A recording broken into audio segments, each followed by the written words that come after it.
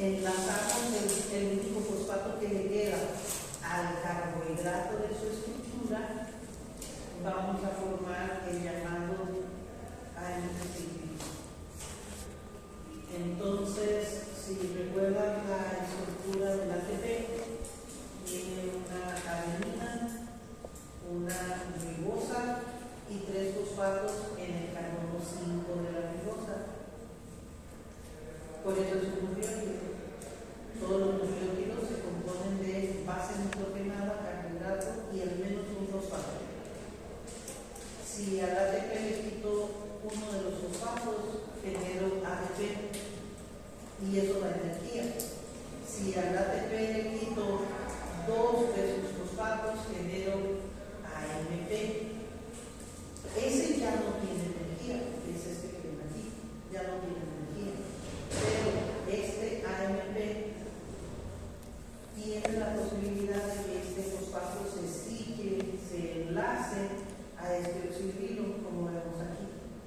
Y si se enlaza y se AMP al oxígeno, generamos el llamado AMP cíclico. Y el AMP cíclico es un segundo mensajero. La diferencia con el GMP cíclico, pues es que en vez de adenina, aquí tendría guanina, pero por lo demás es lo mismo. Hay una ribosa y el único fosfato que tiene lo estaría teniendo ciclado con el oxidrilo de la posición 3 del carbohidrato.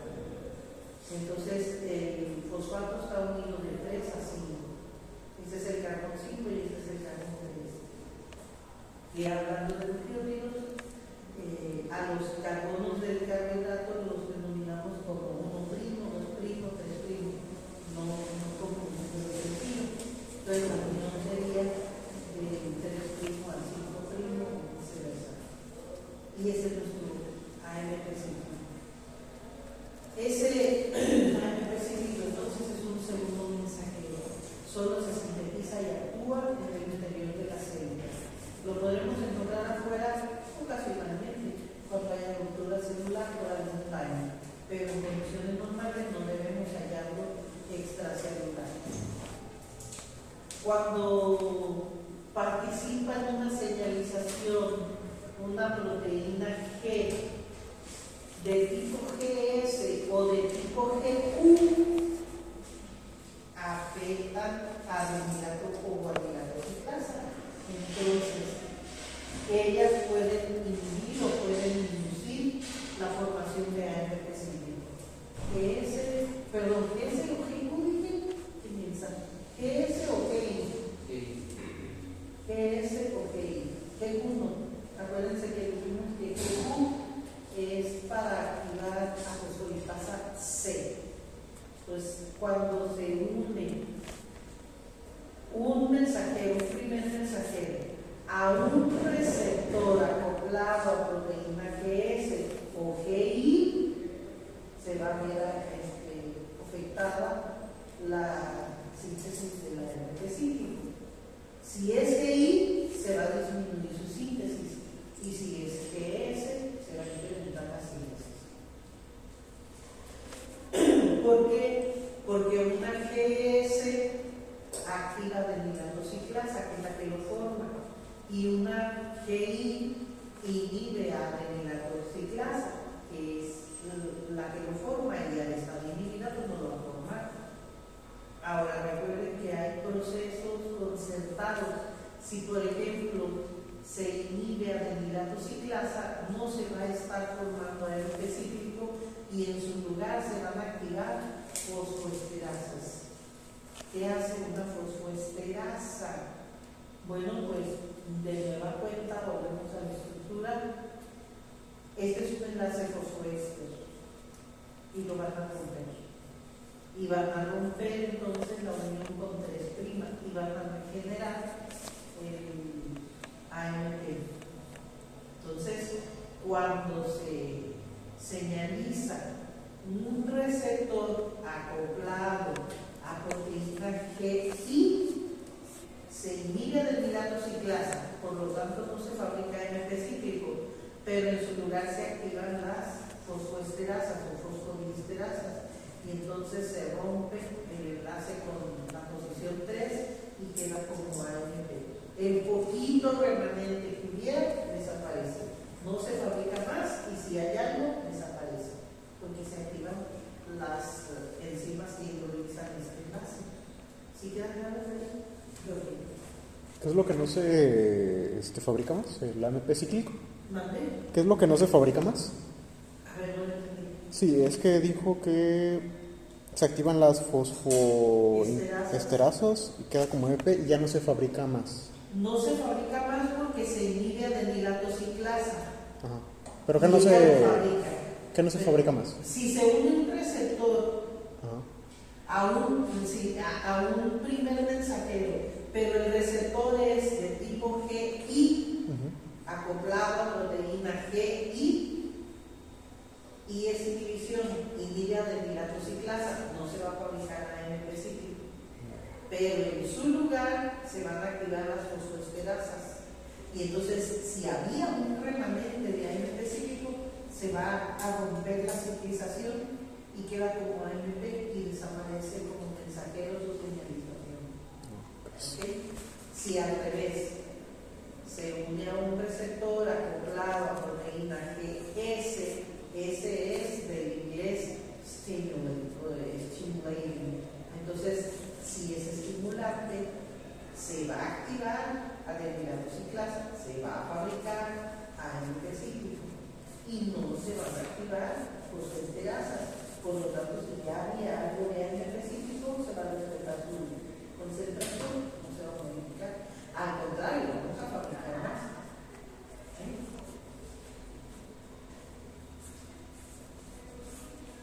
La función directa, ya lo habíamos comentado, la función directa del AMP cíclico es activar a la proteína sinasa A. ¿Y qué es una sinasa? El término sinasa, mal dicho quinasa, no deberíamos decir quinasa porque es una traducción mal hecha del inglés. Cuando se activa una sinasa, la función de las sinasas es fosforilar. Pues las sinasas son proteínas que fosforilan a otras proteínas. Entonces, si yo activo proteína sinasa A, ella se va a dedicar a fosforilar a otras proteínas y al fosforilarlas les cambia la actividad, o sea, algunas de ellas las va a activar y a otras de ellas las va a inhibir. O sea, cambió la propiedad de esas enzimas. En la clase pasada decíamos que procesos contrarios reciben estímulos. Bueno, con el estímulo reaccionan de manera contraria. Por ejemplo, decíamos una fosforilación en una glucógeno fosforilasa la activa y con eso activamos la degradación de glucógeno. Una fosforilación en una glucógeno sintasa la inhibe y con eso dejamos de fabricar glucógeno. Pues es obvio, ¿no? Si yo lo que quiero es degradar glucógeno porque ocupo energía, ¿para qué voy a fabricarlo por otro lado? Es como quien conduce pisando el freno y el acelerador. Pues ¿quieres frenar? ¿Quieres acelerar? ¿Quieres glucógeno o quieres energía? Si quiero energía, no quiero tener glucógeno almacenado, degrada, me da la energía y viceversa. Si yo ya no necesito energía, pues entonces acumula glucógeno, guarda esa energía en algún lugar. Entonces, por eso son procesos contrarios. Entonces, aquí la proteína sinasa no distingue. Todo el que se deje fosforilar, fosforila. Lo que distingue es qué hace alguien fosforilado. La proteína fosforilasa se activa, la glucógeno sintasa se detiene. ¿Por qué? Porque son procesos contrarios. ¿Dudas hasta aquí? Con eso deducimos que las respuestas son distintas, ¿no? Se fosforila, se prende la proteína sinasa cuando haya AMP cíclico y empieza a fosforilar. Algunas proteínas, la respuesta que van a dar es degradar glucógeno. Y otras, con esa fosforilación, la misma fosforilación, la respuesta que van a dar es no fabriques más glucógeno, porque el glucógeno sintasa se va a ver reprimido. ¿Sí queda hasta ahí? Aquí está en un pequeño resumen lo que acabamos de decir. Yo tengo un mensajero, por ejemplo, una hormona como el glucagón. Pensemos que este mensajero de glucagón se va a unir a un receptor acoplado a proteína G. Coincidentemente, el receptor acoplado a proteína G se acopla a proteína GS. GS, acuérdense, es estimulante. ¿Estimulante de quién? De la enzima que llamamos adenilatociclasa, cuya función es agarrar ATPs, romperles y tirar a la basura los fosfatos y el último fosfato ciclarlo en la molécula de nucleótido. Entonces, prendida la adenilatociclasa, se van a empezar a fabricar moléculas de ARP cíclico. ARP cíclico, dijimos, directamente activa a proteína sinasa A, y al activarla, ella se dedica a promover la fosforilación de muchas otras proteínas, muchas de ellas son enzimas. Como en este caso, la fosforilación de la fosforilasa la activa, entonces cuando el glucagón se une a este receptor, esta proteína GS es la que se activa y eso activa a adenilatociclasa, y si adenilatociclasa se activa, se elevan los niveles de ARP cíclico, y si se elevan los niveles de ARP cíclico, se prende la proteína sinasa A, y si se prende la proteína sinasa A, se genera la fosforilación de muchas, en este caso la de la fosforilasa A, que ahora empieza la degradación de glucógeno. Entonces, cuando se elevan los niveles de glucagón en sangre, yo traigo energía de los almacenes de glucógeno. ¿Qué pasa si lo que se elevó en sangre fue insulina? Número uno, ¿por qué se elevó la insulina? Porque comí. ¿Cómo se eleva la insulina? La insulina llega a todas las células y se une a un receptor acoplado a proteína G, pero esta vez el receptor se acopla a proteína GI, no GS. Entonces, cuando insulina, esta hormona, se une a un receptor acoplado a proteína GI, la proteína GI impacta o modifica a la adenilatociclasa. Como es GI, pues entonces lo que hace es que la adenilatociclasa se inhibe. Inhibida, ya no fabrica más AMP cíclico. Y si no hay AMP cíclico, no hay proteína sinasa A activa. Y si no hay proteína sinasa A activa, no se fosforilan otras proteínas. Al contrario, se defosforilan las que estuvieran fosforiladas, se activan fosfatasas.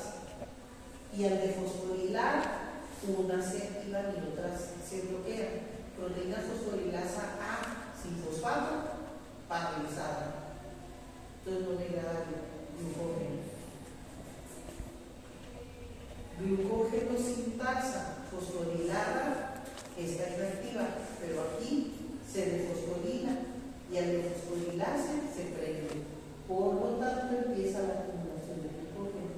Entonces, cuando se nos elevan los niveles de insulina, empezamos de nueva cuenta a restablecer los almacenes de glucógeno en tejido hepático y, pues en este caso, el músculo esquelético, que también almacena glucógeno. Entonces va a haber un incremento en los almacenes de glucógeno hepático y muscular. ¿Queda claro hasta aquí?